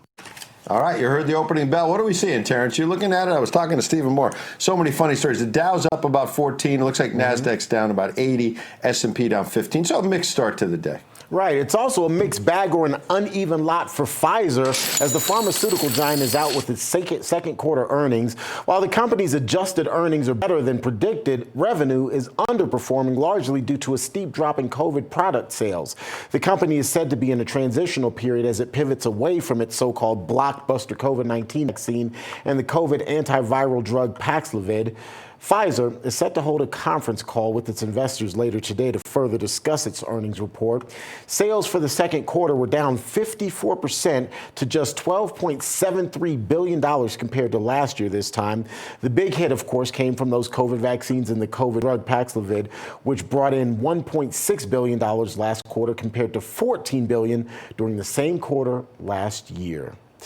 As you know, our world can change at a moment's notice. If you don't think that you need emergency food right now, wait just a day and see what happens. Just don't wait too long. As we speak, preparewithrav.com is offering huge discounts on their best-selling 3-month emergency food kit. For a limited time only, you'll save 25% per kit. That's the biggest discount that they offer, but it doesn't come along every day and it won't last long. So do yourself a favor and grab your 25% discount on each 3-month emergency food kit that you need. It includes delicious breakfasts, lunches, dinners, and much more. Each meal kit also provides more than 2,000 calories. So get at least 1 kit per person in your family and grab your 25% discount today before this offer expires. You can do so simply by going to preparewithrav.com. That's preparewithrav.com. Your money in, signing off. Pause dramatically. Yeah. Like that. You like that, huh? Yeah, it was good. You're going to like this as well. So it's not a word salad, but the vice president talking about the border crisis. Now, they put her in charge of that, right? She didn't really do anything. That's the border czar, right? So you know what she says we need? Solutions. Oh. Isn't she in charge? Where's the solutions? Watch. Busloads of migrants have been dropped off right at your doorstep by some GOP-led states. Despite those tactics, you do have Republicans who are largely making inroads with Latino voters. And there are many critics, some within your own party, who say that there's more that your administration should be doing on the migration front. Do they have a point? So, first of all, let's agree that people should not be the pawns in a political game. Human beings should not be treated as pawns in a political game. What is happening in terms of sending these migrants, most of whom have fled great harm, and sending them across the country for the sake of some political showmanship, it's just irresponsible. If you want to deal with the problem, then do it, if you are a leader, by participating in the solution. Wait, I'm sorry. Are you not in power? She wants a solution, Karen. She's the vice president. I'm shocked right now, and I'm not normally shocked with what this woman says, but she's pawns in a political game. What about Joe Biden? Is he not a pawn in a political game? And to work shipping with the man illegal every day? immigrants. New York Post has been exposing this. We've talked about it. Just the News has had it. They have these plane loads of illegal immigrants in the middle of the night that drop into Westchester Airport. People in the neighborhood hear it 1, 2 in the morning. They throw them on buses and they put them out in neighborhoods. Political pawns. They throw them out all around the country. But quick thought from you, Terrance. I'm just going to say the fundamental point you made was your call on other leaders to lead. Well, you're in a position to lead. You were elected in a position to lead. So lead. Build the wall like Trump wanted. If you think that's not the solution, what's the solution? It's not the wall. What's the Kamala plan? What's the Joe plan? You're right. They're in power. So you want solutions? Lead. Thank you. We'll take a quick break. On the other side, speaking of leadership, have you seen Joey Webbs? This man is a leader, a man of all seasons. People are excited. But should we deep six him? He's getting too famous. I don't know. I know we'll never deep six Kyle Conforti. He's a great patriot. He's a real American voice from CMI. There he is. He's getting ready to attack the day. He's getting ready for a big move. We'll hear about it right after this.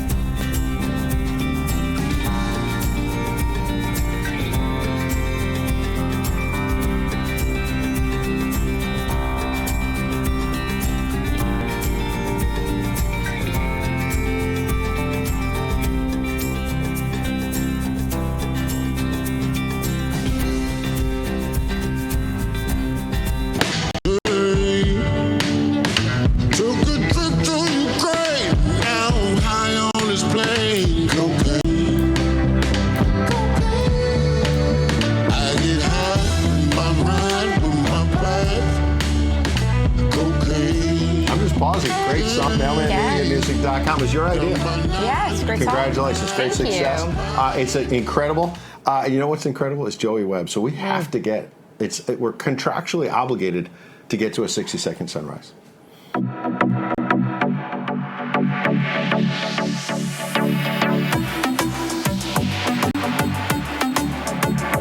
Yeah, this is where we check in with Just the News, justthenews.com, although I think we need a new graphic. This is where we check in with Joey Webb. Joey Webbs. Everybody in the chat's been anticipating. Good morning. Hope you had a good weekend. We missed you yesterday. I did. You seem to be taking more days off the more famous you get. And we were, I won't say we, I'll just say me. I was upset. All these people saying how good looking you are, how well dressed you are. And I was upset about that last week. And Owen wrote this, Ed, you're pretty too. Don't get rid of Joey, laughing something off there. And we talked to your colleague, Natalia, yesterday, who said, have you noticed that a lot of people have been talking about him? And remember, she said yes. And she said that you tell her a lot about your celebrity, that you share directly with her about your celebrity. You walk around the office telling her this? That's what Natalia said. We don't want to cause a rift or anything, but is that true? A little bit, yeah, I guess. I have to confess. Joey, we love you. She's a big fan, though. She's a big Joey Webb. NGL, as the kids say, right?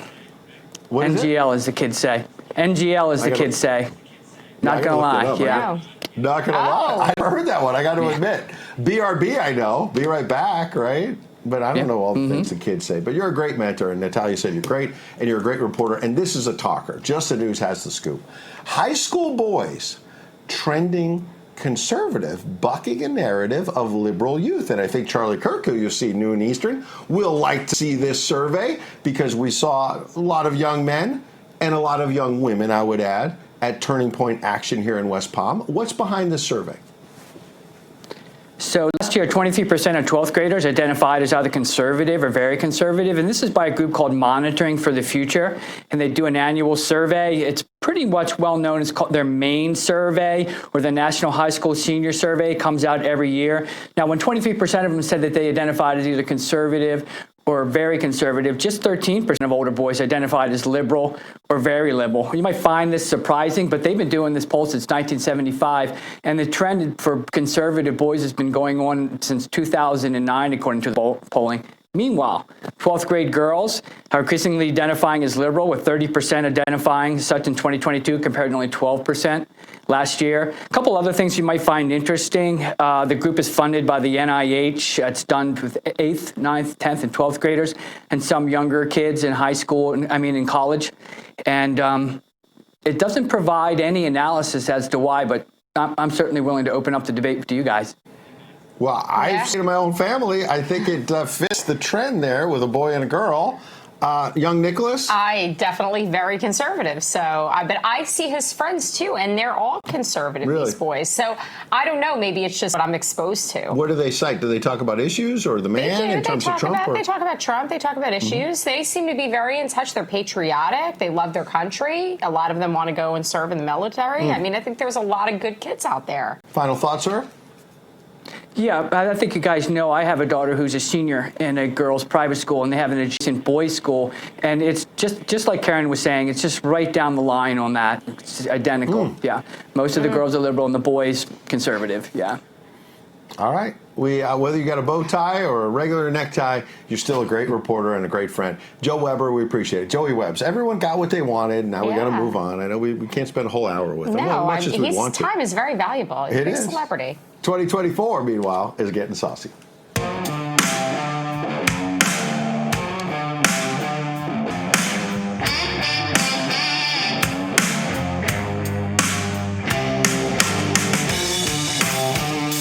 This is sponsored by RedStateBBQ.com, and I'm here, and they got a lot of orders yesterday as we talked about your favorite Carolina mustard. You got to check out the sauce. Go to RedStateBBQ.com, RAV10.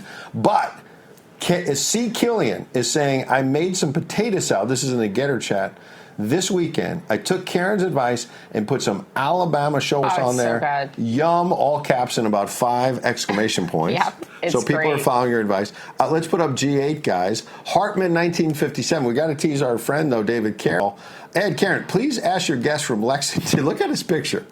Pick another location for the interview. I've told David this. He won't listen. The horns on his wall behind him line up right behind his head. I can't stop laughing. But you know what? You can laugh all the way to the bank because look at that. It's great. He had a lot of orders yesterday, and he inspired some copycats. Jim from Tucson posted this. Been eating too much Red State barbecue. That's fantastic. How awesome is that? That's way awesome. So David Carroll, great patriot there at Red State Barbecue. Let's turn to another great patriot, another sponsor here, another great partner. His name is Kyle Conforti. Terrance will join us. I don't see any horns coming out of his head, but good morning, Kyle. How are you? Good morning. What's up, Kyle? Good morning. Good morning. I'm doing great. How is everyone?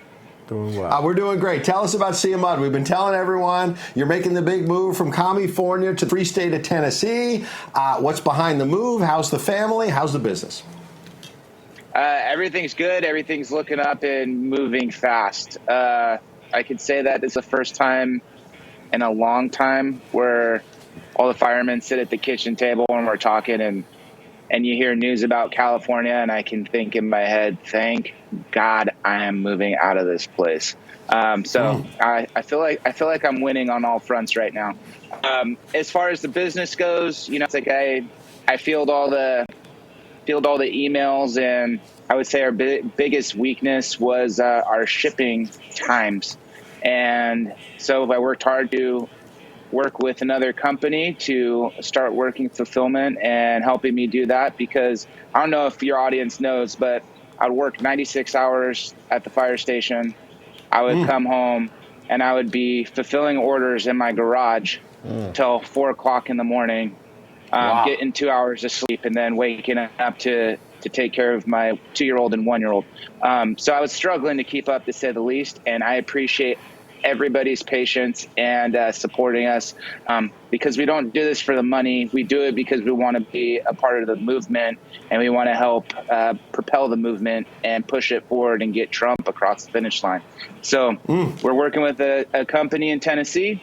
They're going to be doing all of our fulfillment. So now everything's going to be firing all cylinders. Things are going to get to our customers faster, cheaper, and more importantly, it'll allow me to focus more on the art and the things that I enjoy doing, not spending time in my garage packing orders. So it's gonna be good full circle.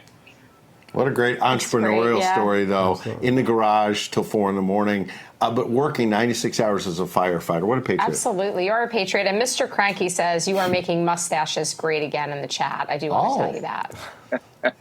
Heck yeah. Heck yeah. Well, hey, like I said, winning at all times. Oh, there you go. Like I said, winning, winning, winning. Kyle, so this is really a labor of love for you, obviously. What keeps you going? What keeps you up, at the 2, 3, 4 o'clock in the morning with a couple of hours of sleep? What keeps pushing you forward? My love for this country. I truly feel like we all sit here and look at what's happening to this country, and we ask ourselves, like, really, what can I do? I'm just one person. I think that's the absolute wrong mindset. You can do a lot as one person. I was lucky enough, and with Ed's hospitality and graciousness, that he has helped us be more than one person. Every shirt that I get out there, every piece of merchandise that I get out there is something that's helping put this country back on track. That's how I look at it. That's how I feel. It's like people talk about propaganda. We talk about, propaganda versus the difference of influencers. My goal is to be influencing people in the right direction, spiritually, politically. I just want to help everybody get to where they want to be in life. And I want to help this country get back to what it used to be, and it be a promise to all Americans on a brighter future. Absolutely. Very kind of you, Kyle, but the hard work is yours, and it's the real American voice. I'm going to put up G11, guys. You had this promotion Karen and I talked about, 47 contests, 4 free T-shirts last week, 7 this week. Look at last week's winners, Karen. M. Schaefer from Minnesota, R. Stenberg from Pennsylvania, L. Schmidt from Minnesota. He's very popular in Minnesota, very liberal state. Maybe we got conservatives there. T. Ryder from the great state of Alabama, and I see the little twist there with Donald Trump. Schedule F them. them.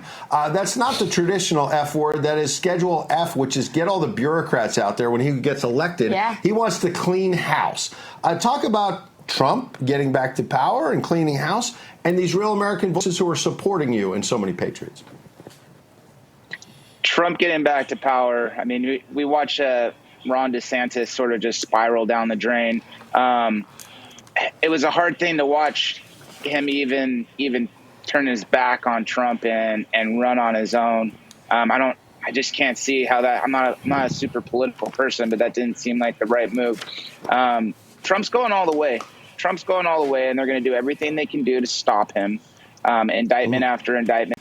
I'm like, but the way the stats look with independents, and just the people I talk out here in Commie, California, I've watched very, very liberal people be like, what the heck is happening? And I would say it's surprising how, Devin Archer gets up yesterday, and I'm like, how is this even news? I mean, he said the same thing on Tucker's show years ago. Right. But it was amazing to me how many people hadn't heard any of it yet. And so I was like, okay, it still has a point if we're getting to more people and them starting to open their eyes on what's going on here. But Trump is the only one that can get this place back on track. And I think he made a couple mistakes, playing softball when, to try to garner the independents and get reelected. I think this time he's going to go in and drop that hammer and Schedule F them all the way. And that's what needs to be done. We need a hitter. It's a verb now. Schedule F them. I love that. Well, and I have to say, Vicky Carter, big fan of yours, Kyle, and says you're a doer just like Donald Trump. There you go. Send a shout out to those real American voices so they can see mud.com. What are they going to find there, my friend? We got 30 seconds. We got a brand new website.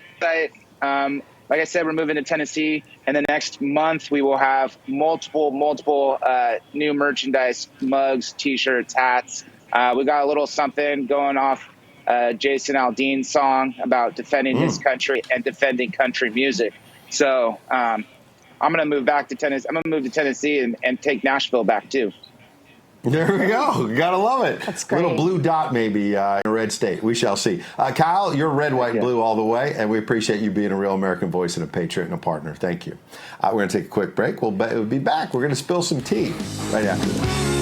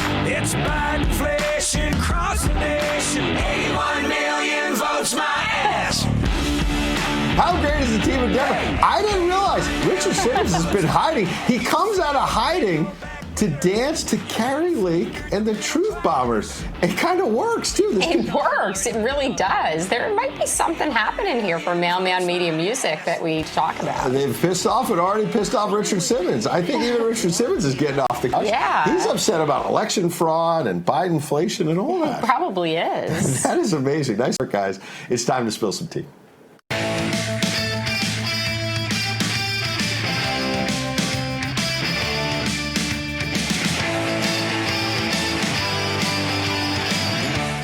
Wait, can we do that one more time? Anyway, that do you was want to super see that fun. again? That was do you so want to good. do the Richard Simmons That was so workout with good. me? I wanna Do you dance want it. that could be an activity No, we can I do can't keep now? up You with don't you. do that? I mean, I lost Okay. weight, but not that much.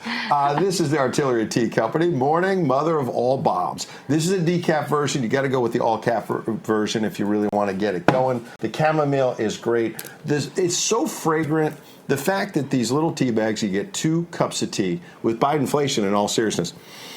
And it's just beautiful, flowery, fragrant, and the tea tastes really good. And I know it's hot out there, so you're thinking hot tea's crazy. You can ice it, obviously, which a lot of people do in the summer, and it's absolutely terrific. The green tea, which you said you had a couple days ago, that's great. With it the was fruit great. flavor, kind of cut up some of that bitterness. You know, chop. You got to get that bitterness of the green tea out with some fruit. It's got peach and It was whatnot, really apricot. good. I might have made like a little hot toddy with it too.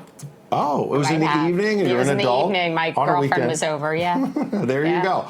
So there's all kinds of things that you could do, apparently, with Artillery Tea Co. Check it out. Use that promo code RAV. Here's a little Trump DeSantis. We'll spill some tea on Trump and DeSantis. So 2 little sound bites. This person compared President Trump joking with kids when he was president about Halloween candy, and then Ron DeSantis, who doesn't really have retail politics skills, scold a kid for having an icy. It's got too much sugar, kid. Too much sugar. Let's watch Trump first. For you, that's a very scary outfit, huh? Everybody's scared of it. That's very scary. You all having a good time? What is this? Oh. Well, I don't think they want any gifts or candy, right? Are you ready? So this is from the White House. Look. See what that says? Who likes this? No, that's Let the kids have a little bit of sugar. I mean, their parents might not have been that excited. No, of course they were. You think? It's a once-in-a-lifetime moment. How about the sugar you want, kid? They're in the Oval Office. Yeah. You know what's funny is I took my daughter there one time and take your daughter to work day when I was covering the White House, and President Trump was, hey, Ed, you know, and he'd met Mila and everything. We were in the Rose Garden. And all the parents, you know, I was lucky I had been in the Oval Office before as a reporter, but a lot of parents there had not been inside the Oval Office. And he says to the kids, hey, you want to leave your moms and dads out here and come in the Oval Office? The kids are like, yeah! And he brought all the kids to the Oval Office. He left us in the Rose Garden, did not bring us in. And my daughter had all these like Snapchat videos of her and President Trump in the Oval Office. So he left cute. us standing out there. That's what he does with the kids. This is a real story. DeSantis, on the other hand, he's on the campaign trail in Iowa, and he's like scolding this kid. I don't know if you saw this video. What is that? An icy? Yeah, that's probably a lot of sugar, huh? Good to see you. All right, 4-8, Wayne County. What is that? An icy? Wow, it's got a lot of sugar. I mean, what? Yeah, well, you know, he can hold a candle to Donald Trump. You can't even put them side by side. We just did. I know, it wasn't good. It's not a good comparison. Terrance, you know, come on. What is that? An icy? I mean, it was like Saturday in Iowa. It's 95 degrees. The kid wants an icy. I don't know. He lacks personality. Like, that's part of the job. You know, have a little personality, some levity. He just lacks it. That's, sorry, guy. It's like a little mean. He comes off a little mean. Yeah, and you know, it's interesting because Ed Rollins has been in the game a long time. He was like the campaign manager, the strategist that got Ronald Reagan the 1984 re-election where he won 49 states. All Mondale got was his home state of Minnesota. And Rollins, when you talk to him, says they were going to go for 50 states, and Reagan basically said, let the guy win home state. Like, if they had poured it on and spent more money, they might have won all 50. It was a landslide. But they kind of let Mondale win his home state. But he went with DeSantis this time, and he had been a Trump guy. And he's now come out the last couple of days. Mondale, this guy, that's quite the throwback. there you go. But even Ed Rollins now is saying, DeSantis ain't going to do this, and he's wasted all this money. And when you got somebody who was helping to run your pack now saying that, it's bad news. So let's try to find some happy news. Sunny side up.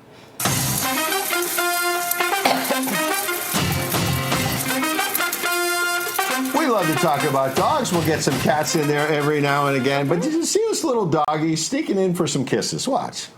I think we could talk over it. Look at that. How cute is it? Little Iggy ever do something like that? Yeah, Iggy does stuff. Comes like in for this. kisses? Mm-hmm, Crawls yeah. like that? Not the crawling, but not with the back legs flat like that. That's cute. Patriots, we'll crawl in tomorrow and bring you some great news and fun. 8 a.m.